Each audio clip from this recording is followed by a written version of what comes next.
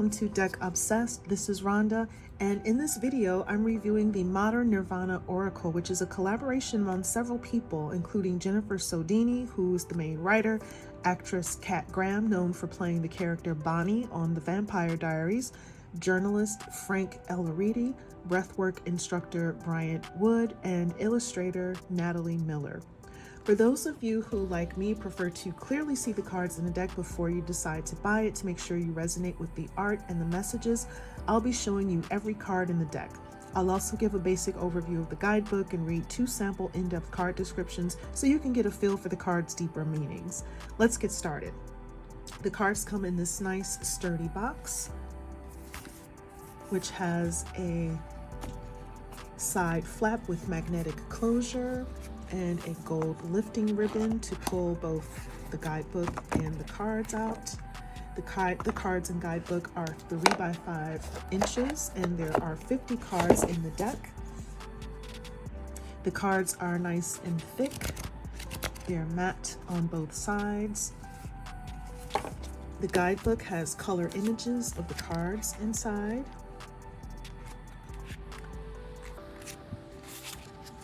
Very nice. And I just overall think this is a beautiful deck. There's lots of bright colors, the minimalist drawings and otherworldly scenes and diverse representation. You'll also notice that among the recognizable images of people or objects, there are 10 cards with gold symbols on them. And these symbols are sigils, which are known as powerful symbols that represent a phrase or an intention often used in magic. Each of these sigils has an accompanying guided meditation in the guidebook to help you activate the card's message within your consciousness. Again, I absolutely love this deck and the guidebook, as well as this style of art. This is one of my favorite styles of art. And because I'm an artist, I love a lot of different types of art, but this is just one of them. So I'm going to dive right in and show you these cards. Here is a closer look at the back.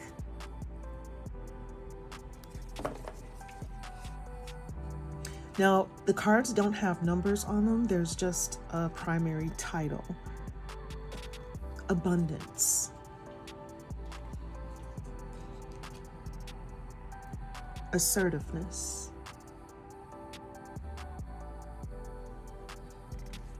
Authentic expression. And this is one of the sigils.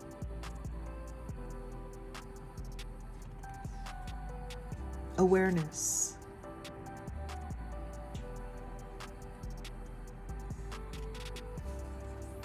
Boat.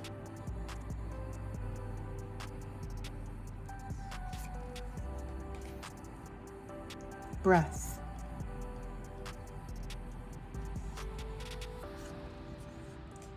Compassion.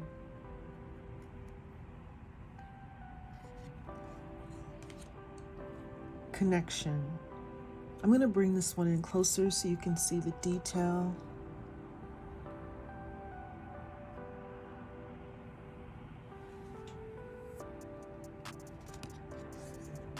Deja vu.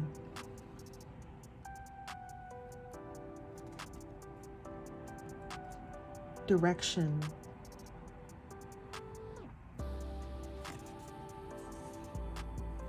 Discernment.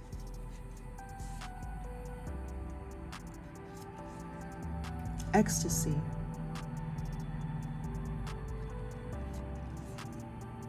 Emotions.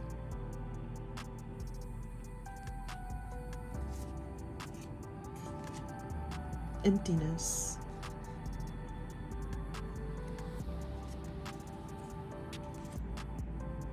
Equanimity.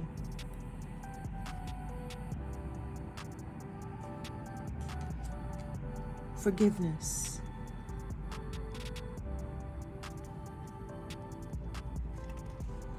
Friction.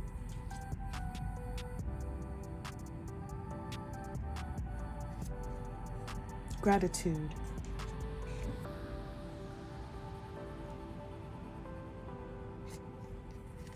Greatness.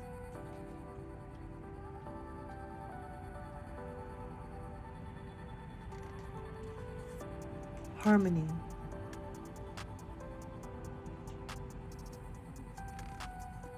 Initiation.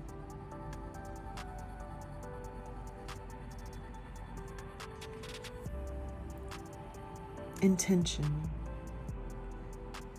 It looks like there's glitter, not actually on the card, but it looks like this design was made with glitter. Involution. Kindness.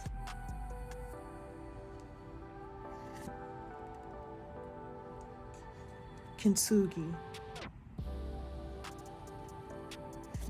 Know thyself.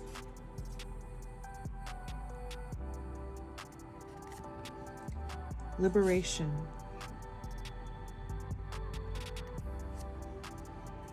Maktub. Mask. Modern.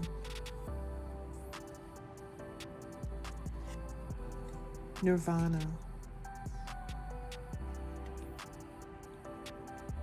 Nourishment.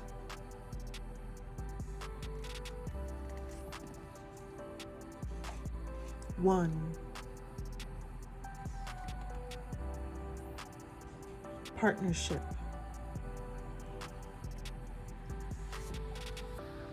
Perception.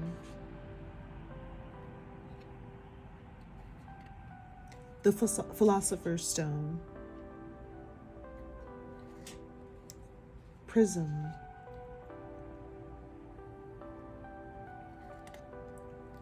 Protection. Rebirth.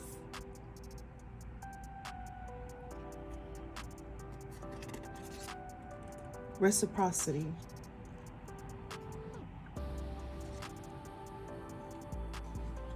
Reflection. Resistance. Just bring it in to see the detail with those strings around our fingers. Resolution.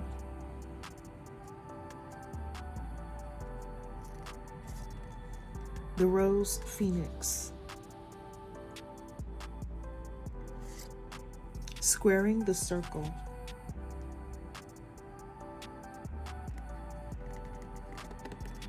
Strength. Synthesis.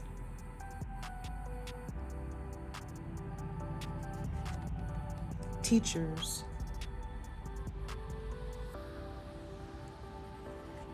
Transcendence.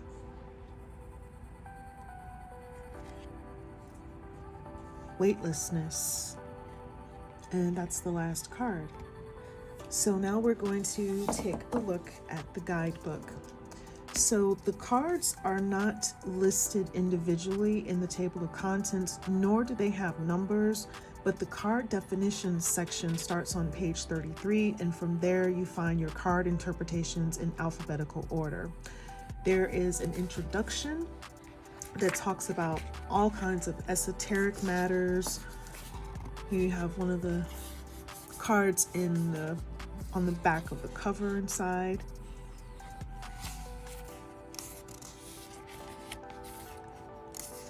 There's a dedication, and in the introduction they talk about things like synchronicities. They talk about the "there is no spoon" quote from the film The Matrix, and then there's a section on how to use the cards with instructions for clearing your energy, clearing the deck, and then pulling cards.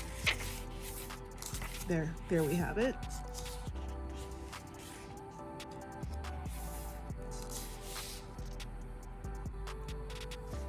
They talk about pulling your cards,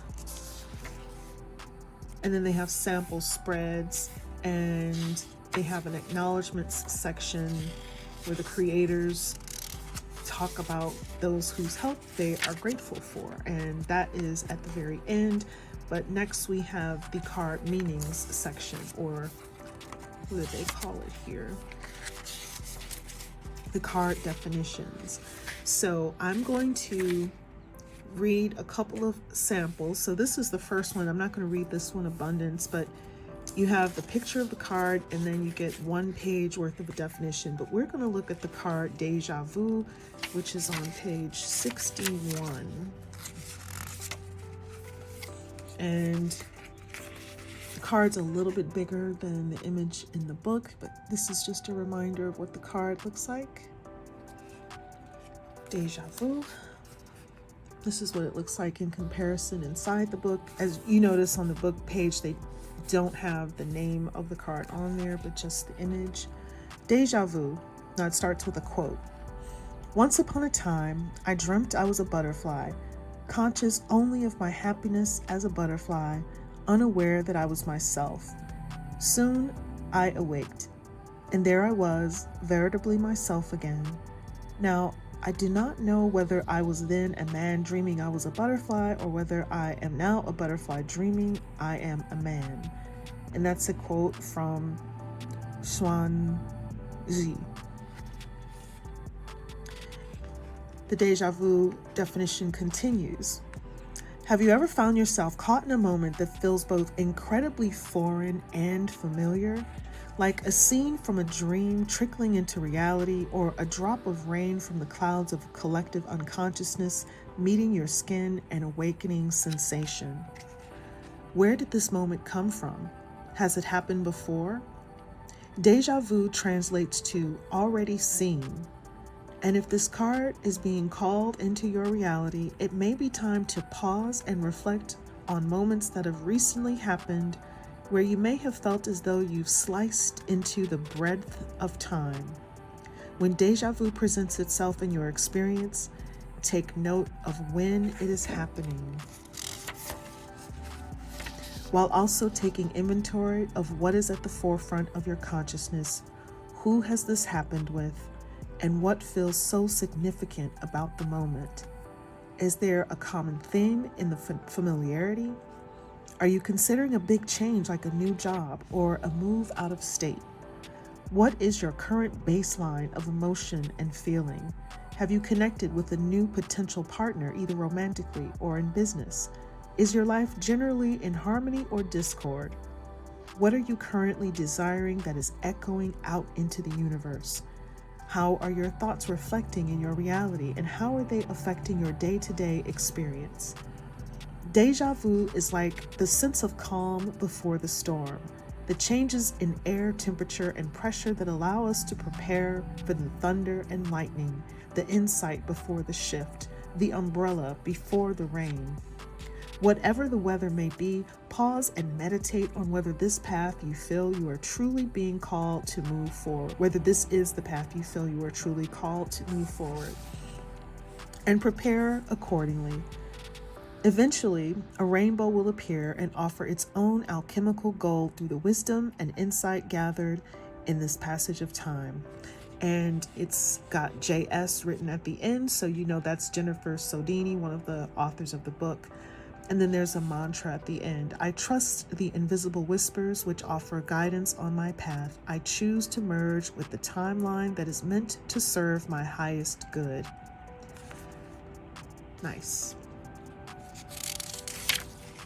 So some of the card definitions might have 1 page, some of them have multiple pages. And what I like about that is that they don't have a prescription. They don't say, oh, every card reading has to be limited to this many number of words. Every card interpretation has to be limited to 1 page or this many. They give it however many pages it needs. And sometimes it goes over 3 pages, sometimes it's 2, sometimes it is just 1 as far as the writing. So they give it what it needs.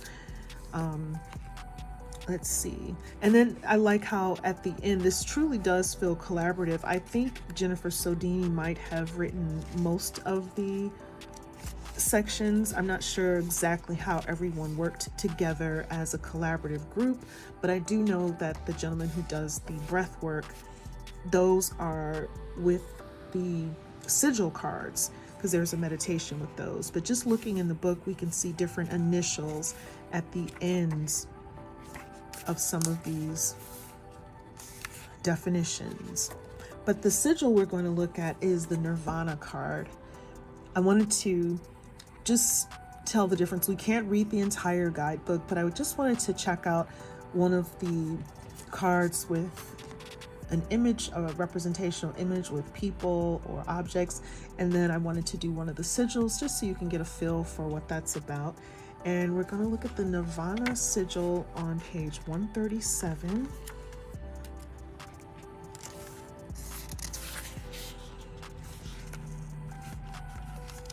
And let's see.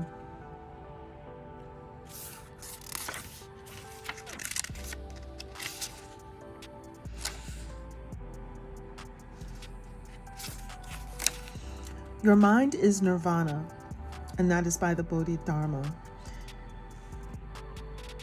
If you hold a lit candle in your hand and look at its shadow on the wall, you'll notice the shadow of the candle, but not from the light of the wick's fire.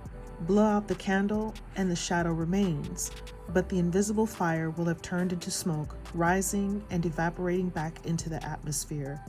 The human spirit is an ephemeral shimmering of light, flickering for a finite amount of time on earth before advancing to the great mysterious beyond. Nirvana in Buddhism literally means blowing out or quenching.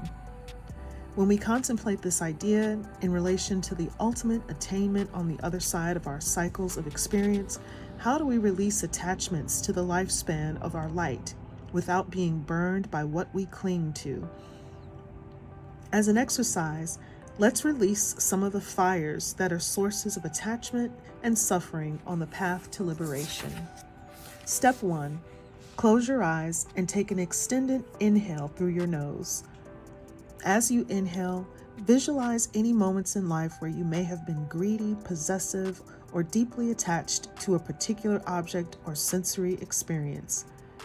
Visualize this feeling as a fire in your mind's eye. Step 2. Strongly exhale through your mouth like you're blowing out a candle. Visualize the fire being put out with your breath as you extinguish that energy and allow all residue to evaporate away from your life force. Step 3. Take another elongated inhale through your nose. As you inhale, visualize any moments where you may have been ignorant, judgmental, or extremely attached to an idea. Visualize those moments as a fire in your mind's eye. Strongly exhale through your mouth like you're blowing out a candle. Visualize the fire being put out with your breath as you extinguish those moments and allow the residue to evaporate away from your life force. Step 5. Take one more deep inhale through your nose. As you inhale, visualize any moments in your life where you may have held anger, hostility, or resentment toward another person, place, or experience. Visualize these emotions as a fire in your mind's eye. Strongly exhale through your mouth like you're blowing out a candle. Visualize the fire being put out with your breath as you extinguish those emotions and allow the residue to evaporate away from your life force. Open your eyes and take note of your feelings. JS. The mantra for the Nirvana card is, I am light, but my fire does not burn. I maintain grace as the wheels of karma turn. Nirvana is my goal every day on this path, and I understand that my impact, not this vessel, is what's here to last. So I love that mantra. So again, this is the Nirvana card for reference. And that is my review of the modern Nirvana deck. And remember, if you'd like to add this deck to your collection, if you're curious about what the other card definitions say, click the link in the description box where you can purchase it.